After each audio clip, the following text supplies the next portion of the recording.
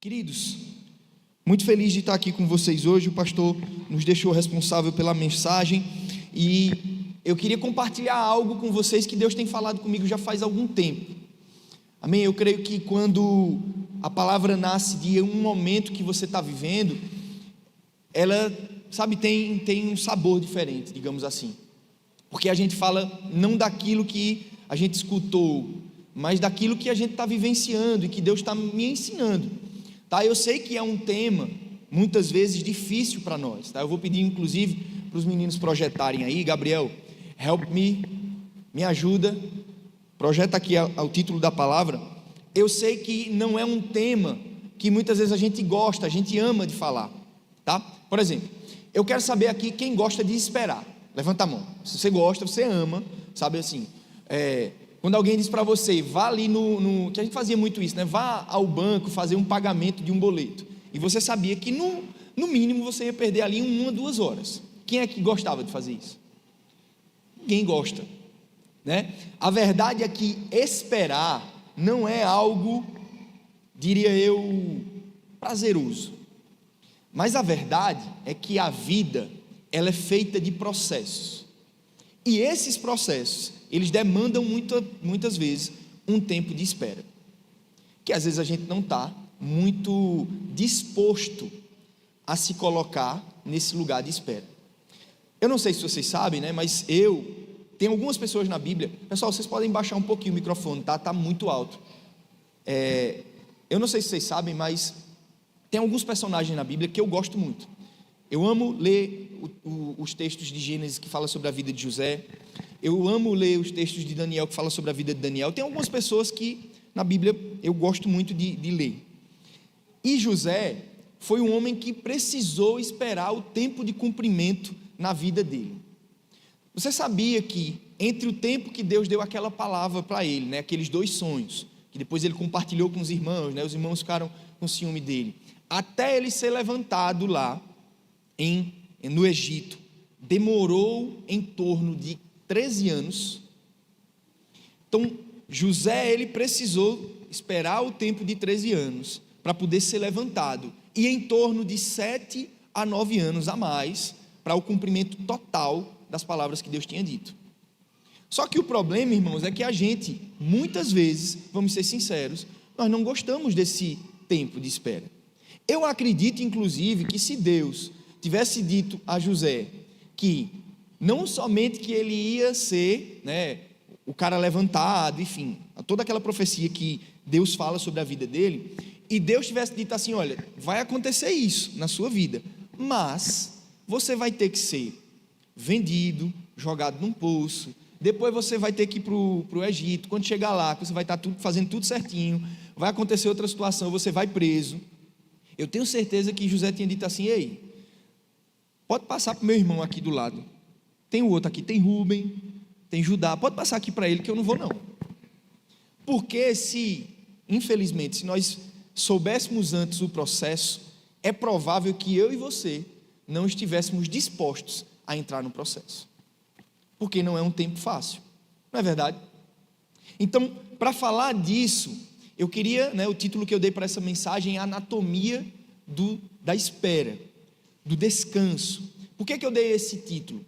Porque eu percebo que Deus, durante esse tempo, que Ele trouxe para nós uma palavra, e até o cumprimento dela, existe um tempo específico de espera que produz em nós a maturidade suficiente para que eu e você estejamos lá prontos para cumprimento. Só que esse tempo entre a palavra que Deus liberou e o cumprimento dela é um tempo duro, mas necessário. Amém? Então eu queria ler com você, por favor, o Salmo 130, que é o texto base da nossa palavra de hoje. Eu queria ler o texto com vocês e depois orar sobre a palavra. Salmo 130, a partir do versículo 1, tá? Nós vamos ler alguns textos aqui, porque eu quero construir com vocês algo que Deus falou comigo nesses dias. Salmo 130, versículo 1, diz assim, ó: das profundezas clamo a ti, Senhor, escuta, Senhor, a minha voz, estejam alertas os teus ouvidos às minhas súplicas. Se observares, Senhor, iniquidades, quem, Senhor, subsistirá? Contigo, porém, está o perdão, para que te temam. Aí o versículo 5: aguarda o Senhor, a minha alma o aguarda, ou espera. Eu espero na sua palavra. A minha alma anseia pelo Senhor, mais do que os guardas pelo romper da manhã. Mais do que os guardas pelo romper da manhã. Espere, Israel, no Senhor, pois o Senhor há misericórdia, no Senhor há misericórdia. Nele, copiosa redenção. É Ele quem redime Israel de todas as suas iniquidades. Amém? Vamos orar nesse instante pela palavra. Pai, em nome de Jesus, eu quero colocar diante do Senhor a minha vida, Jesus, e a vida dos meus irmãos que aqui estão hoje. E eu peço que o Senhor toque as nossas vidas, Senhor. Eu oro, Espírito Santo, para que o Senhor, como um grande autor que é, eu oro para que o Senhor fale com cada um aqui de maneira específica. Eu oro por isso, Jesus, para que o Senhor, de maneira especial e pessoal, traga, Senhor, aquilo que o Senhor quer construir em nossos corações. Eu sei que o Senhor quer falar conosco, e eu oro nesse momento para que as nossas mentes estejam cativas à tua obediência, cativas ao teu entendimento, que a gente possa, Senhor, com maturidade ouvir o que o Senhor tem para nós e, sobretudo, colocar em prática, em nome de Jesus. Amém? Queridos, só dando atenção a esse versículo 5 que nós acabamos de ler, eu não sei se você observou, mas nesse texto ele usa várias vezes a palavra esperar. E se você, talvez, como eu, for um leitor um pouco desatento, você vai achar que as palavras ali, elas não têm contextos diferentes, ou elas não falam de coisas diferentes, porque no português esperar é esperar, não é?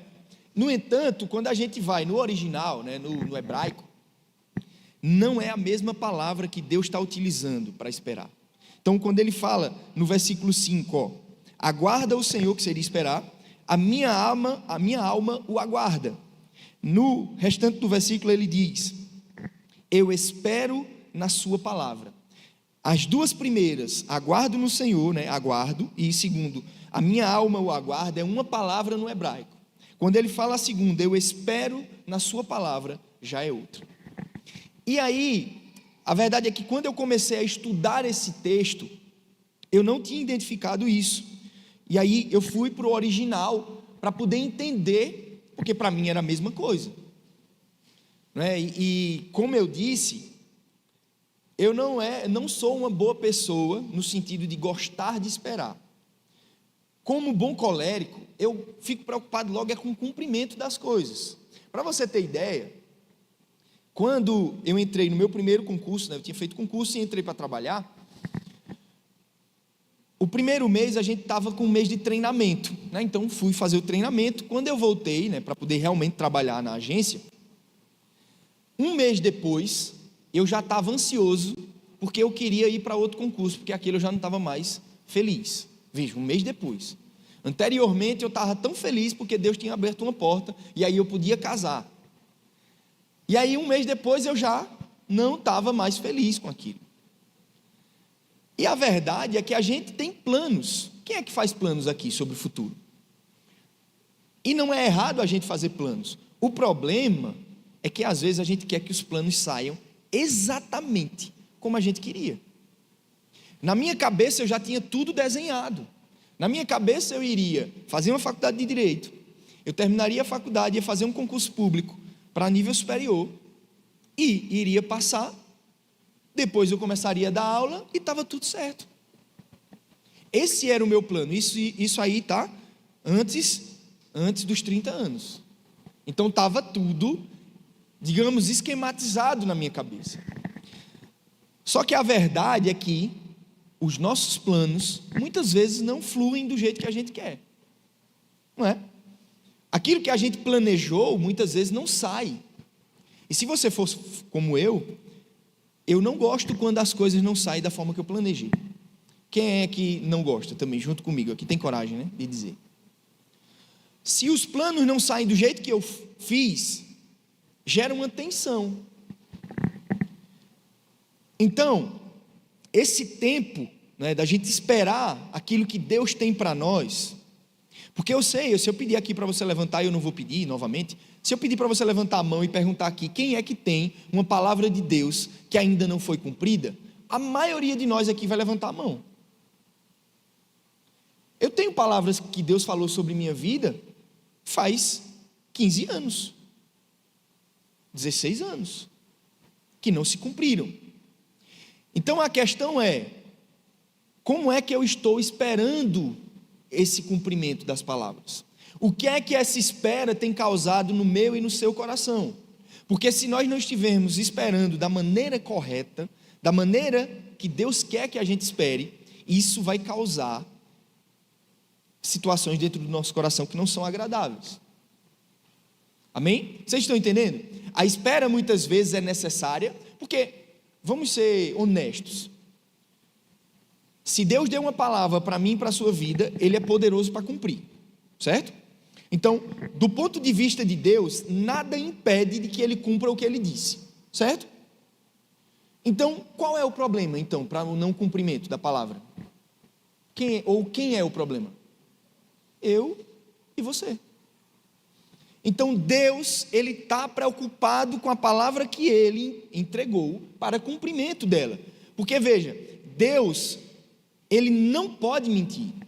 A Bíblia deixa claro que Deus não mente, e que quando Ele entrega uma palavra para mim e para você, Ele se coloca, Ele se interpõe. A Bíblia diz isso lá em Hebreus, Ele se interpõe como juramento. A Bíblia diz assim, olha, não tendo ninguém maior para poder jurar, Ele jura por Ele mesmo.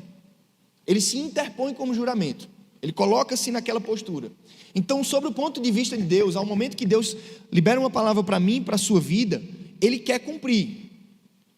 No entanto, o que não causa o cumprimento, vamos ser sinceros, somos nós. Porque em mim e você, se a gente ler esse salmo aqui que a gente acabou de ler e meditar nele, você vai perceber que o salmista diz, olha, se o Senhor contar os meus pecados, ou os pecados de qualquer pessoa, a gente não teria condição de subsistir na sua frente.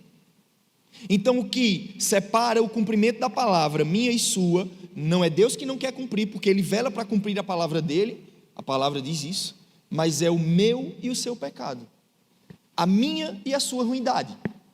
Simples.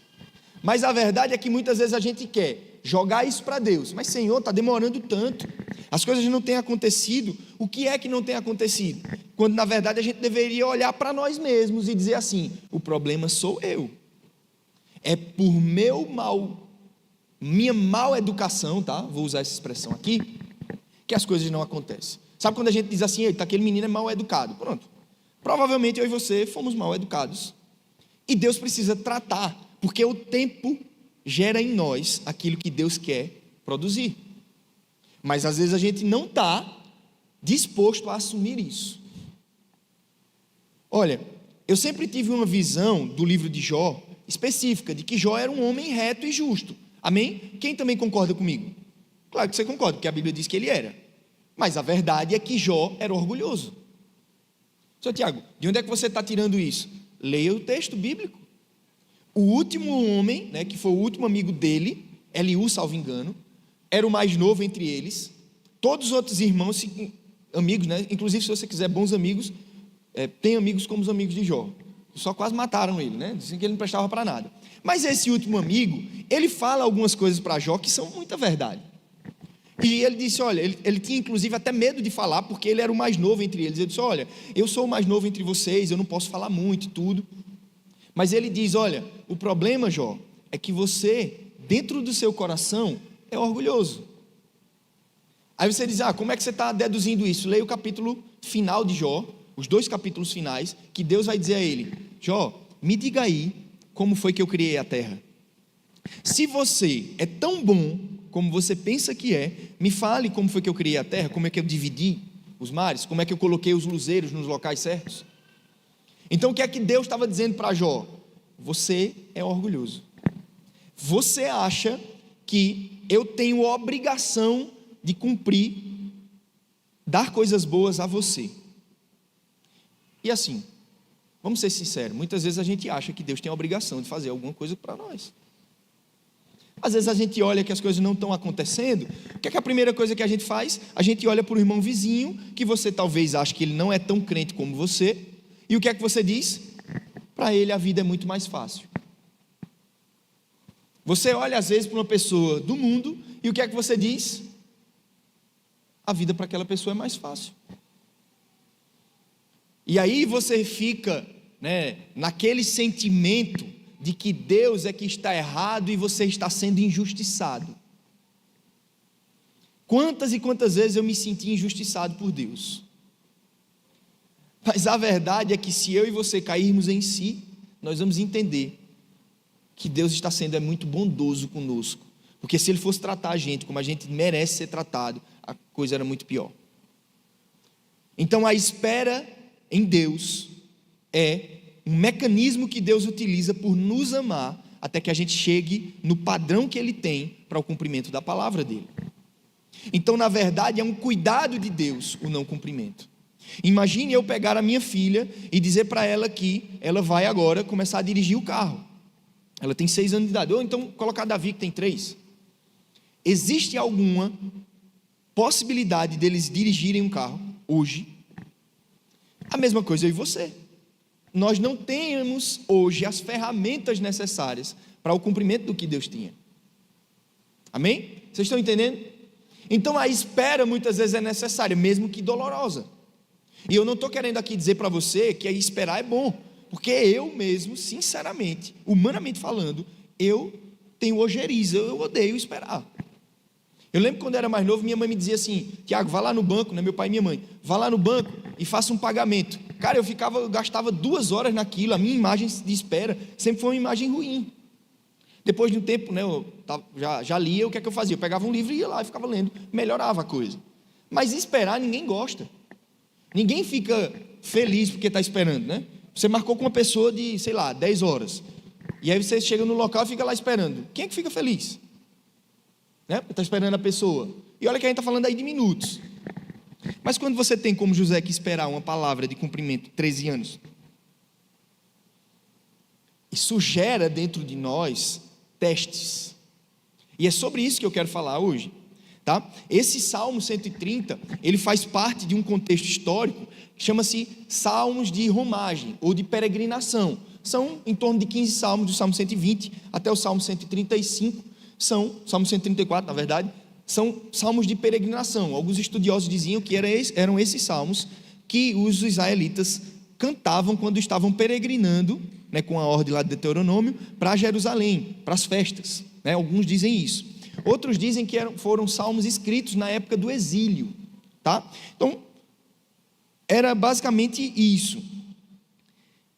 Então, diante disso tudo que eu estou falando para vocês, eu queria que a gente lesse o texto e aí a gente entendesse as palavras, o que é que Deus estava querendo dizer com cada uma delas, tá? Então, no Salmo 130, a primeira palavra que vai aparecer aí, para espera, é a palavra no hebraico kivá. O que é que essa palavra significa para nós? Qual é a imagem? No hebraico, o judeu ele tem muito uma questão de impregnar uma figura. Então é como se ele estivesse pintando um quadro para mim e para você, para que a gente entenda o que é que ele queria falar. Então quando o judeu dizia que ele tinha que esperar e usava essa palavra, ele estava na ideia dele de tecer fios uns nos outros e deixar uma corda muito esticada, com uma expectativa de que algo acontecesse. Então basicamente o que ele estava dizendo era o seguinte: olha, espera no Senhor era você esperar com uma expectativa de que aquilo acontecesse logo. Por isso que no texto ele fala que os sentinelas esperam, eu espero no Senhor como os sentinelas esperam pelo amanhecer. O sentinela está doido para que chegue o amanhecer, para que ele possa ir para casa descansar. Então essa palavra aqui para espera é uma esperança tecida numa firme convicção de que aquilo que Deus falou vai se cumprir. Entende? Então o fio está esticado. Esperar com esse texto que ele está falando é você esperar com uma expectativa de que Deus vai cumprir aquilo que ele falou. Amém? Então a corda está esticada. Deus, nesse texto, ele está querendo dizer: espere como alguém que está esperando que alguém chegue, ou um sentinela que espera a chegada do alvorecer. A gente poderia inclusive usar a mesma figura para falar daquelas virgens que estavam esperando Jesus. Amém? Então quando eu estou esperando por alguém, eu estou esperando por algo acontecer a qualquer momento. Então a minha e a sua disposição, quando Deus libera uma palavra sobre nossas vidas, é que eu e você esperemos pelo cumprimento dela de maneira, com expectativa de cumprimento. E aí, muitas vezes acontece o contrário. Eu não sei vocês, né, mas falando dos meus pecados aqui, geralmente, a gente espera é que as coisas aconteçam ruim, não é? Às vezes a nossa esperança não é que de uma hora para outra Deus vai resolver as coisas. Sabe, tem uma expressão que os pentecostais gostam muito de usar, que é o de repente de Deus. Mas às vezes a gente acha que as coisas não vão acontecer. Deus libera uma palavra e parece que a gente não acredita que aquilo vai se cumprir. O exemplo que a gente tem disso, por exemplo, é de Sara. Quando o anjo chega para Abraão, né, o anjo e Deus, na verdade, eram dois anjos e os teólogos entendem que era uma prefiguração de Jesus. Quando eles chegam lá e dizem, olha, tua esposa vai ter um filho. Sara está lá de dentro, via aquilo, e o que é que ela faz? Ela ri. Por quê? Porque ela estava olhando para ela e dizendo, como é que uma velha de 100 e poucos anos, 100 anos na verdade, acho que era 90 anos que ela tinha, eu com esse corpo desse jeito, envelhecido, como é que eu vou conseguir ter um filho? Era isso. Então ela não tinha expectativa no cumprimento da palavra do Senhor. Ela não estava esticando a corda, ela não tinha tecido os fios para esticar a corda e esperar por Deus. Então, o que Deus está querendo de mim, de você, é que quando Ele libere uma palavra, a gente tenha expectativa de que aquela palavra aconteça. E eu estou ansioso para que ela aconteça. Por quê? Quando eu estou ansioso no bom sentido, tá? Eu me preparo para aquele acontecimento. Alguém que está esperando por outra pessoa que vai chegar na sua casa, o que é que ela faz? Ela organiza as coisas, ela se prepara, ela sabe que aquilo vai acontecer a qualquer momento. É provável que ela não saiba a hora, marcou o horário, mas talvez a pessoa se atrase. Mas a expectativa dela é de que as coisas aconteçam. Vocês entendem? A figura é essa. A figura é você tecer fios e deixar aquela corda esticada, esperando, né? Como se você estivesse ansiando pelo cumprimento. Então essa expectativa nos une firmemente ao objetivo esperado. Não é uma incerteza, é uma esperativa que pressupõe confiança no cumprimento da palavra de Deus. Esticar a corda é ter expectativa de que algo vai acontecer a qualquer momento, por isso é preciso estar atento, vigilante e vigiando. Inclusive o próprio Salmo fala que a espera é como um sentinela pelo amanhecer. Vocês entenderam? Então no momento que Deus libera uma palavra para mim e para você, eu não posso ser um agente passivo. Eu não posso estar achando que a palavra vai se cumprir porque Deus liberou. Não é assim. Entenderam? Qual é o contexto que Deus está dizendo? Olha, você precisa ter uma espera ativa. Significa que você tem que se preparar para que as coisas aconteçam. Você tem que, por exemplo, Deus me liberou uma palavra para que eu seja líder. Ele quer que eu seja líder. O que é que eu tenho que fazer durante isso? Eu tenho que treinar, eu tenho que ser discipulado, eu tenho que cuidar de pessoas, eu tenho que me preparar, talvez estudar. Deus quer que eu seja um missionário.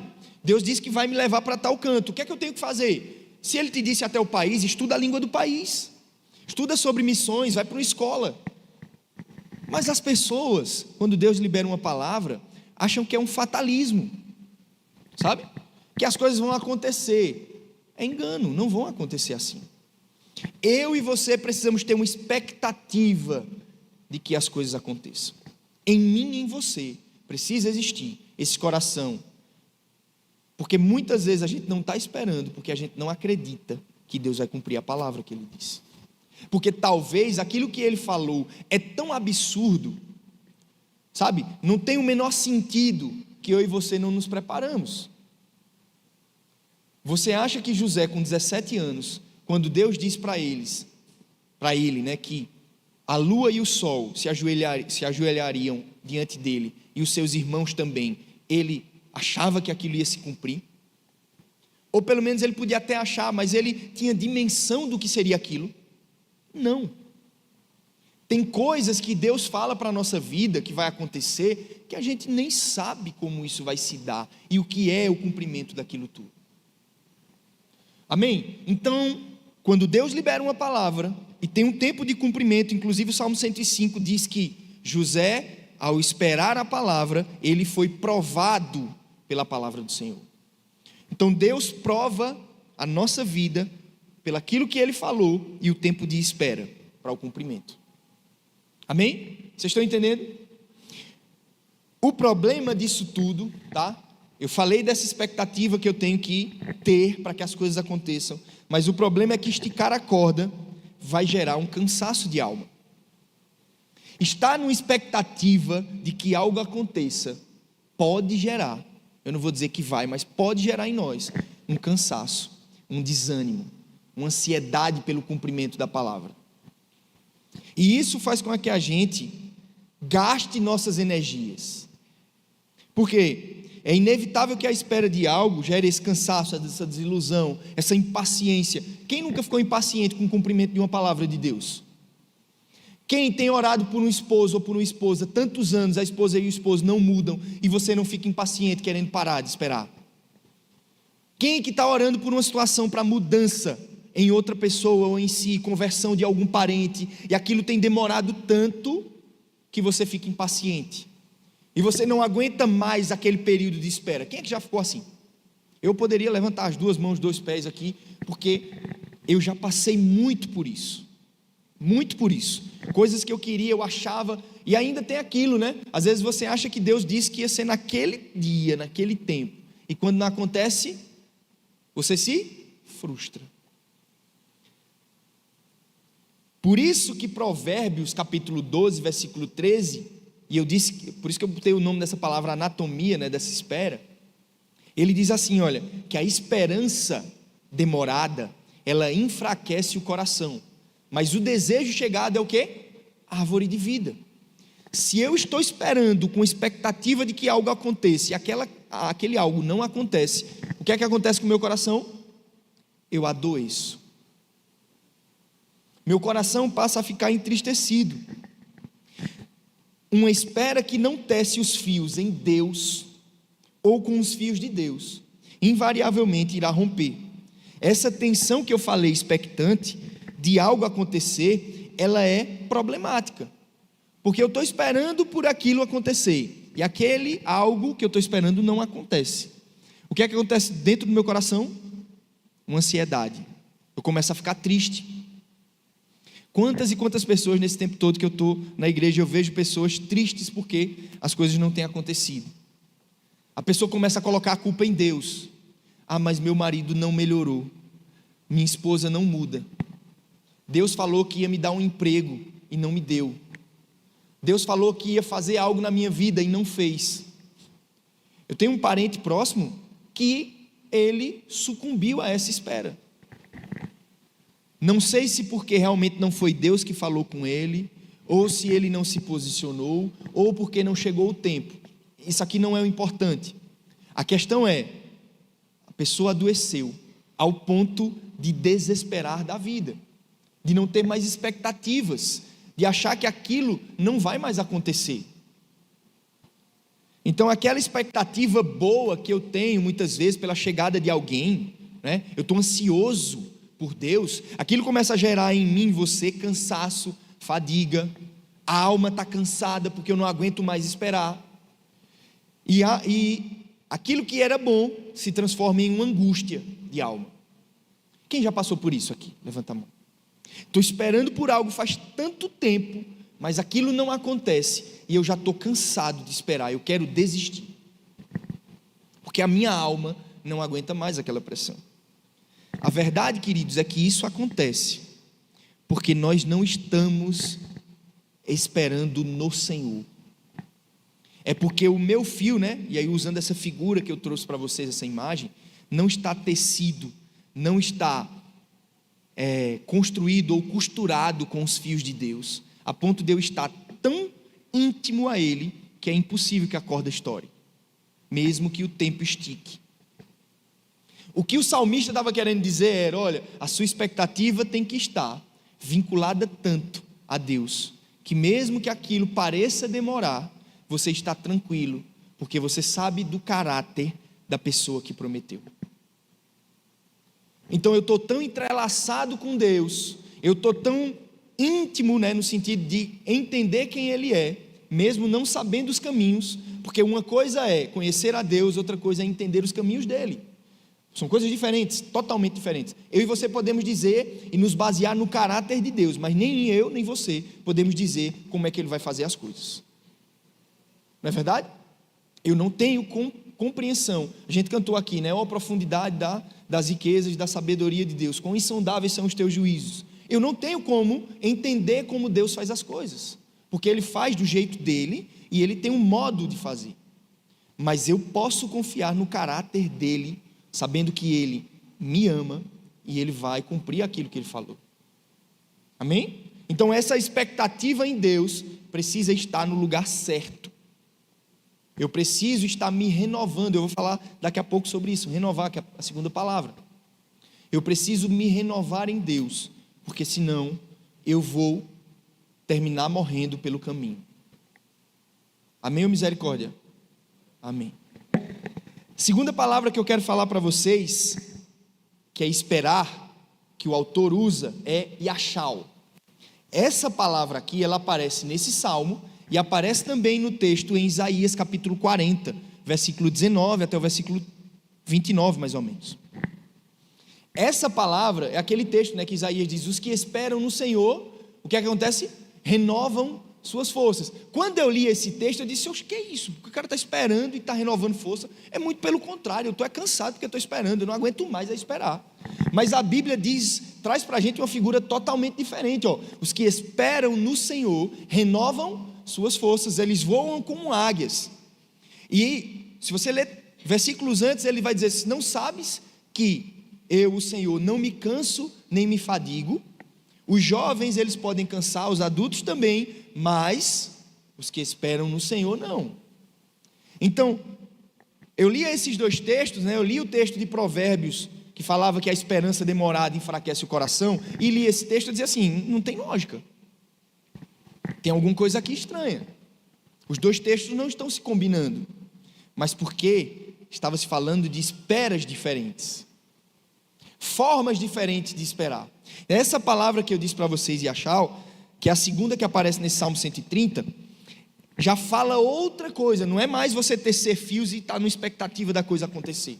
Essa espera aqui é uma espera que carrega um sentimento de dor, uma espera contra a esperança. Frequentemente ela denota uma espera que envolve sofrimento e paciência sobre pressão. Enquanto a outra palavra foca na união dessa tensão, essa palavra enfatiza na submissão à vontade divina, mesmo quando o tempo se prolonga.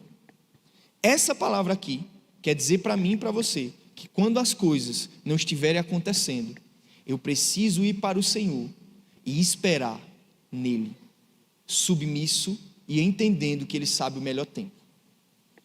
Se você ler, e eu queria que você abrisse sua Bíblia, por favor, no Salmo 131, você vai entender o que eu estou querendo dizer com esse texto.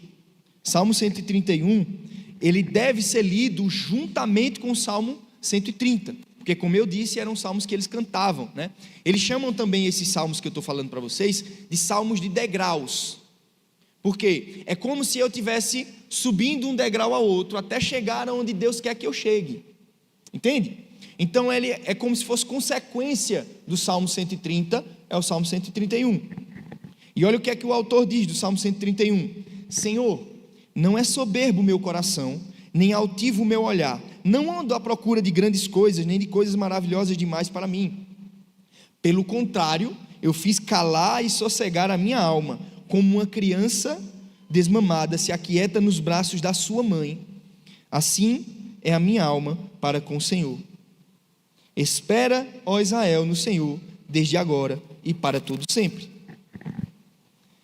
A figura que Deus estava utilizando quando fala dessa palavra aqui para espera, é a espera de uma criança que quer se alimentar, e ela já está no colo da sua mãe se amamentando. A alma dela está tranquila, porque ela está esperando no colo de quem? Da mãe.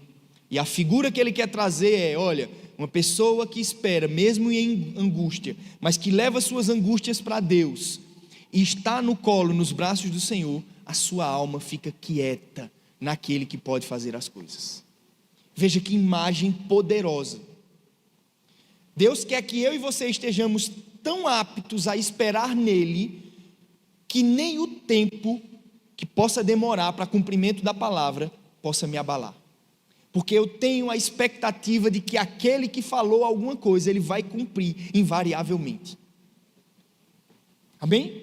Vocês entendem? Ele está dizendo, olha, mesmo que você espere com aquela expectativa, que a corda esteja puxada, que aí você esteja cansado, e eu lembro das palavras do Senhor, que dizia, olha, aquele que está cansado, sobrecarregado, venha a quem? A mim, eu vos aliviarei. Mesmo essa pessoa que está desse jeito, se ela encontrar o descanso em Deus, tudo aquilo fica de lado. Porque Ele é suficiente. Amém? Eu posso muito bem esperar anos, se eu estiver tecido nos fios do Senhor, no colo dEle, sabendo que Ele vai fazer na hora que tiver que ser sido, porque eu entendo que o meu Pai quer o melhor para mim. Amém? Vocês estão entendendo o que é que o Salmo está dizendo? Ele está dizendo, olha, Deus é um Deus bom, e se não aconteceu é porque não foi o melhor ainda. Se o cumprimento da palavra de Deus não chegou, é porque Ele tem a hora exata das coisas acontecerem. E Ele não está fazendo isso porque talvez não te ama. Na verdade, Ele faz isso para te preparar para aquilo que Ele tem. E não adianta eu e você estarmos angustiados, preocupados, com a corda a ponto de romper, de estourar. Mas sim adianta, quando eu vou para o colo do meu Pai, e eu entendo, Ele está cuidando de mim. Amém? Ele sabe o que está fazendo. Deus sabe como lidar comigo e com você. Essa palavra que eu trouxe aqui para vocês, Yashau, que é esse coração de você sentar no colo de Deus, pressupõe algo na nossa vida, que se eu e você não entendermos, dificilmente a gente vai chegar no cumprimento da palavra de Deus. Humildade. Uma criança que espera no colo do Senhor, ela é humilde o suficiente para entender que ela depende totalmente de Deus. E nada que ela faça, até porque ela não tem condição de fazer, vai mudar as coisas. O que é que uma criança pode fazer para tomar um leite? Não tem o que fazer. Sabe, eu particularmente, eu amo quando Davi e Luísa dormem no meu braço. E Deus usou essa figura uma vez para falar comigo, porque eu estava com Davi no meu braço e eu estava observando ele. Quem aqui é pai e mãe? É bom olhar para os filhos da gente, né? Tem coisa melhor do que você ficar olhando assim para eles. Eu paro às vezes para meus filhos, eu fico olhando para eles. Você tá moleque bonito, velho. Eu fico olhando para eles assim. Ontem eu peguei minha filha, fiquei dando um abraço dela aqui no culto da Fire, fiquei olhando para ela. Eu disse para ela que a primeira vez que eu peguei Luísa no braço, e eu tinha medo, sabe? Porque criança quando nasce é muito molinha, né? E eu fiquei na minha cabeça com medo de pegar no braço. Mas quando Luísa nasceu, eu peguei. Depois quando eu peguei. Não entendi muito bem como é que eu fiz aquilo, mas peguei. E o que me chamou a atenção nela foram os olhos dela. E eu fiquei olhando, né? E nesse dia que eu estou falando para vocês, que eu estava olhando para eles, né? Ou Luiz ou Davi, Deus falou comigo, Ele disse assim: como eu amo quando você descansa nos meus braços. Como eu gosto quando você está aqui, sossegado. O salmista diz: olha, eu fiz calar e sossegar a minha alma, qual ama desmamada no peito da sua mãe. E aí Deus usou essa figura para me dizer: olha, por que você está ansioso? Qual o problema? Você está contando o tempo para quê? Por que você está pensando no futuro? O futuro, eu estou reservando, eu estou te esperando lá. Ponto. Mas a questão é nós entendermos isso. Porque esse tempo de espera produz em nós essa maturidade que a gente não tem ainda. De entender, de confiar, de esperar no Senhor de maneira paciente. Esperar muitas vezes contra a esperança, como Sara esperou, como Abraão fez. Porque veja, eu tenho certeza que Abraão e Sara olharam para eles e disseram: não tem condição de ser cumprida essa palavra. Como é que um homem e uma mulher de 100 e poucos anos podem gerar ainda um filho? Entendem? Como é que Sara com 90 anos e Abraão com mais do que isso poderiam gerar uma criança ainda? E essa era a promessa de Deus.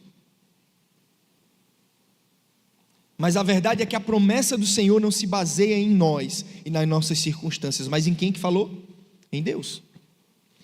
Mas às vezes a gente não tem essa confiança. O fator principal desse tipo de espera é um coração humilde e contrito. O que Deus quer nesse momento é um coração que espera confiadamente nele e no cumprimento do que ele disse. O que ele quer é um coração conectado nele, ao ponto de descansar a alma como uma criança. Aqui descansar é ter a firme convicção que Deus está fazendo o melhor para mim no tempo certo, porque eu sei que o caráter de Deus é esse. A espera é o cuidado de Deus para conosco, porque eu tenho certeza que Deus ainda não cumpriu algumas coisas na minha vida, tá? Falo por mim, porque eu não estou pronto, porque eu ainda sou ruim e eu preciso melhorar. Se eu e você tivermos essa percepção, muito do que a gente sofre vai ficar de lado, porque eu sei que o meu Senhor está cuidando disso. Amém? Então confiar em Deus significa crer no caráter e entender que Ele está fazendo o melhor, independente das circunstâncias e da realização imediata do que aconteceu. A verdade é que se Deus prometeu, Ele vai cumprir, porque Ele, como eu disse, não pode mentir. Amém? Quem está entendendo?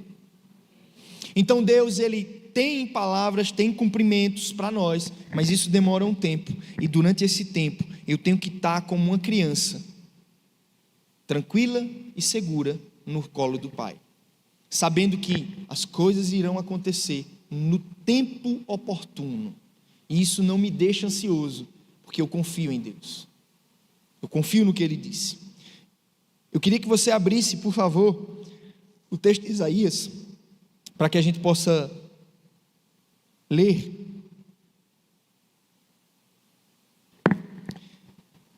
Isaías capítulo 40, a partir do versículo 28, que é exatamente onde eu falei que tem essa palavra também. Diz assim o texto, 28, tá? Vamos ler do 27, que talvez dê até um entendimento melhor.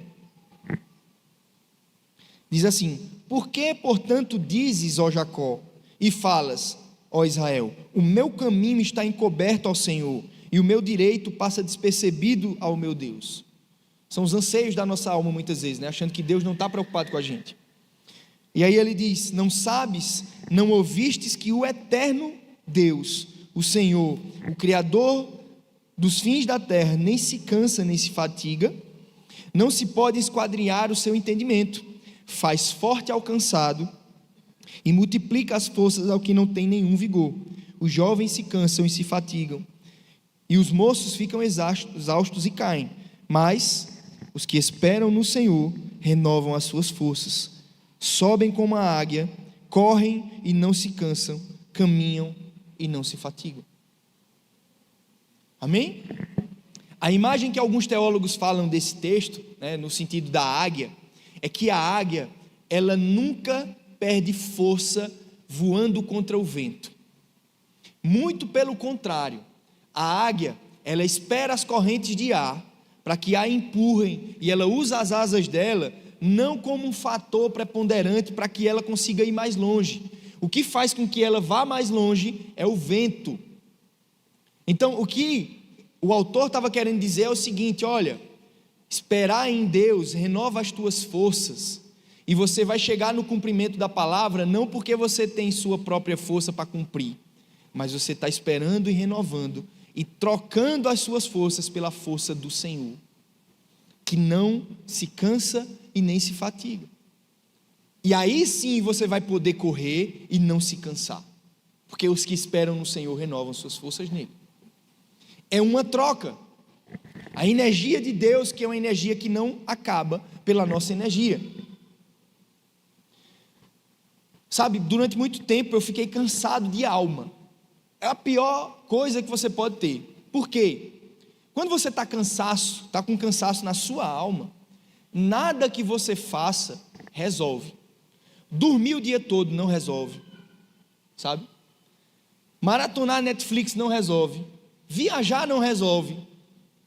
Deixar tudo de lado e ir para outro lugar não resolve. Por quê? Porque invariavelmente quando você voltar, você vai fazer as mesmas coisas. O cansaço de alma, por isso que Jesus disse para aquele povo: vinde a mim, todos que estão cansados e sobrecarregados, e eu vos aliviarei. E eu trarei descanso para quem? Para onde? Para a vossa alma. O descanso que Jesus estava falando naquele momento, não era um cansaço de dormir, e você está cansado porque trabalhou o dia todo, fisicamente você precisa dormir, mas um cansaço de alma. Às vezes, queridos, nós não estamos mais amando o Senhor como amava, porque nós cansamos em algum momento do caminho, e a gente está chateado, a gente está cansado, porque a nossa alma está triste, está angustiada, e a gente não conseguiu ir para Deus, para trocar aqueles fardos, para receber o descanso de Deus, para receber o renovar das forças.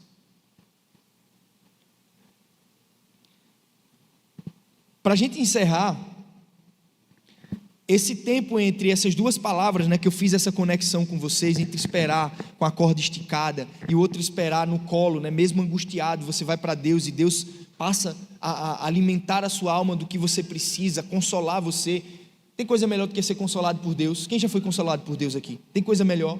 Ele sabe o que dizer na hora que precisa, da forma que precisa. Ele dá um abraço por você na alma. Tem uma irmã que ora por mim, a Amanda, ela sempre ora por nós, diz assim: Senhor, abrace a alma do teu servo. Sabe, você receber um abraço na sua alma, Deus tocar o seu coração e amar você de uma maneira específica, da forma que você precisa. Então, entre esses dois momentos, o que é que vai gerar em nós? Maturidade. Maturidade para entender, para viver aquilo. Essa maturidade, ela só é encontrada nesse fio de tensão que eu falei para vocês, entre o esticamento da corda e a paciência esperada, apoiada, na verdade, no caráter de Deus. Eu estico a corda, mas a minha paciência me diz que eu estou no caráter dele. Ele não pode mentir, ele vai fazer na hora certa, porque ele me ama. E ele está fazendo com que tudo coopere para o bem daqueles que amam o Senhor. Então a maturidade que estou falando aqui é encontrar sossego em Deus, é descansar nos braços do Pai, é saber que no momento certo as coisas vão acontecer. E aí, para a gente encerrar, eu quero falar para vocês de um texto que Deus falou comigo há um tempo atrás, que é muito precioso. Se você abrir sua Bíblia em Juízes capítulo 15, tá? Não vou ler o texto todo, mas esse texto fala de um momento específico na vida de Sansão, que ele precisou de um socorro de Deus. Quem está precisando de um socorro de Deus? Sansão, o que é que tinha acontecido? Ele tinha se envolvido numa luta contra os filisteus. Os filisteus, eles estavam atacando, né? Deus tinha levantado Sansão para que ele livrasse, né? Ele começasse a livrar os judeus dos filisteus. E aí, Sansão, nesse tempo, ele se envolve numa batalha, e aí ele pega uma cabeça de boi, e ele mata 1000 filisteus, com aquela cabeça de boi. Só que o que é que acontece? Por ele ter, né, o Espírito Santo veio sobre ele, ele tinha aquela unção, ele mata aquelas 1000 pessoas, para livrar Israel, mas ele se esgota totalmente, acabam as forças dele, ao ponto de que ele se deita lá, joga a cabeça do lado daquele boi, daquele animal, e ele não tinha mais esperança de viver. Vamos ler, por favor, só para a gente ver o contexto. Juízes capítulo 15.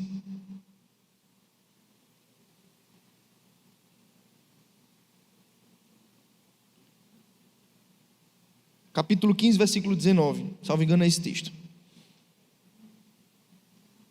Vamos ler do versículo 17, ó. Diz assim: tendo ele acabado, né, na verdade, vamos ver do 16, fica melhor.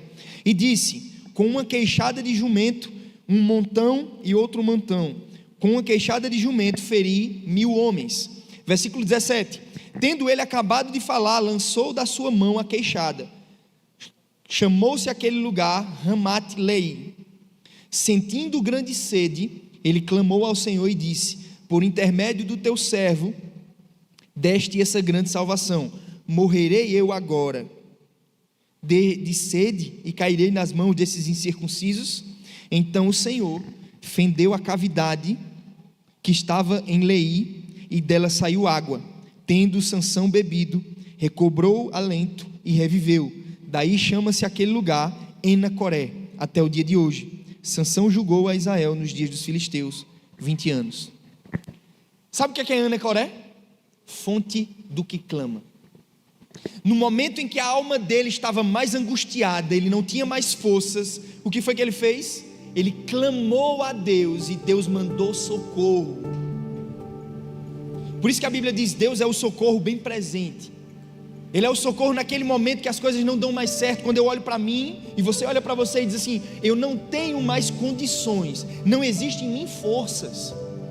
Esses dias eu falo 3 meses mais ou menos atrás, que acontecido alguma situação no meu emprego, no meu trabalho, e eu percebi, olhei para os lados e disse: como é que eu vou pagar as contas? Não tenho mais como. E eu sucumbi, eu me desesperei. Eu e a Amanda clamamos, a gente se ajoelhou lá no quarto, a gente começou a clamar, e eu disse: Deus, se o Senhor não intervir, se o Senhor não colocar a mão, eu não tenho mais condições, eu não aguento mais, eu não consigo ir adiante, as minhas forças acabaram. Se olhar para mim, eu não tenho estrutura para fazer de novo, eu não consigo ir mais. E aí Deus foi e nos renovou, Ele colocou a mão, Ele falou conosco. É mais ou menos isso. Esse homem entrou num desespero de alma tamanho, como o salmista também no Salmo 130 que a gente leu. Ele dizia: eu não tenho força dentro de mim mais. É nesses momentos quando eu olho para mim e eu digo assim: eu não tenho condição de fazer, eu não tenho mais em mim força para que as coisas aconteçam, porque eu sou limitado, Senhor. Às vezes o que Deus quer de nós é que a gente diga assim: olha, eu não tenho, Senhor, condições, eu sou pequeno, eu não consigo que as coisas aconteçam porque a minha força é limitada, eu dependo do Senhor. E esse é o princípio da humildade.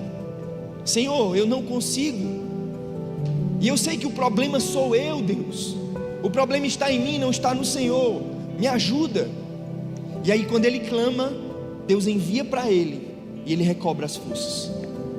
Eu creio que hoje Deus quer, talvez você que está com a alma cansada e sobrecarregada, daqui a pouco eu vou chamar você aqui na frente, os meninos vão cantar uma canção, mas eu creio que Deus quer renovar pessoas hoje, porque talvez você esticou tanto a corda, que você não aguenta mais, você não tem mais força de dar um passo. Olha, Senhor, eu não tenho condições, eu não tenho como mais esperar pelo cumprimento, porque eu não aguento, eu não consigo que as coisas mudem, e eu não tenho mais, olha, eu já fiz de tudo. Sabe quando você gasta toda a sua energia? Sabe quando você tenta de tudo? Olha, eu fiz isso, Senhor, fiz aquilo, eu preciso de um emprego, eu coloquei currículo, eu falei com um amigo, eu falei com outra pessoa, eu fiz assim, e nada acontece. Talvez você esteja precisando clamar pela fonte do que clama. Talvez você precise ir para alguém que pode fazer, que pode retirar a angústia da minha e da sua alma.